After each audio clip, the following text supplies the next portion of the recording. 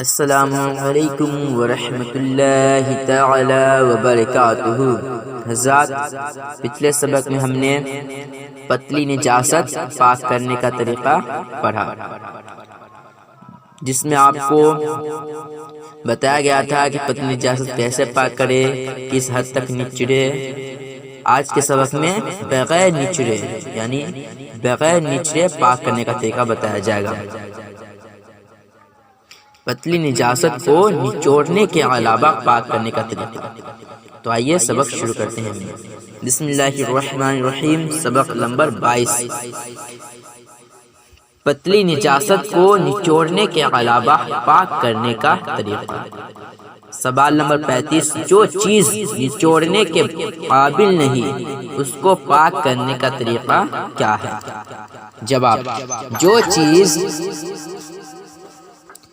نچوڑنے کے قابل نہیں، جیسے چٹائی کو نچوڑ سکتے آپ نہیں نا، جوتا کو بھی نہیں نچوڑ سکتے، برتن کو بھی نہیں نچوڑ سکتے وغیرہ۔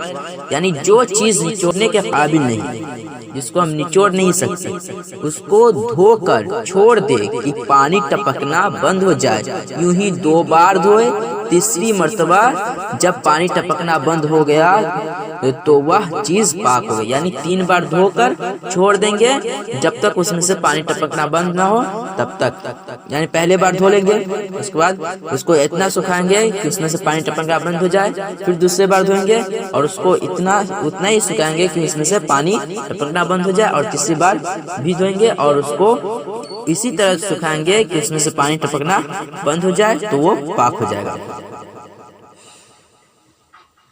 اسی طرح جو کپڑا اپنی نازکی کے سبب یعنی کمزوری کے سبب کہ اگر اس کو نچوڑیں گے تو وہ پھٹ جائے گا، اسی طرح جو کپڑا اپنی نازکی کے سبب سے نچوڑنے کے قابل نہیں، اسے بھی یوں ہی پاک کرے، یعنی اسے بھی اسی طرح پاک کرے۔ یعنی جو بتایا گیا سکھا دیں اور 3 بار ایسے سکھانے کے بعد وہ کپڑا پاک ہو جائے گا۔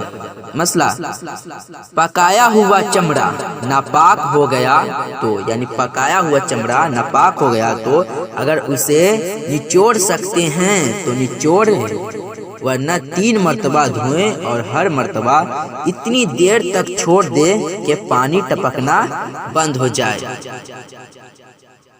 تو حضرات، آج کے اس سبق میں پاک کرنے کا طریقہ بتایا گیا ہے، وہ بھی بغیر نچڑے ہوئے۔ تو اس کو اچھے طریقے سے سمجھ لیجئے اور یاد کر لیجئے۔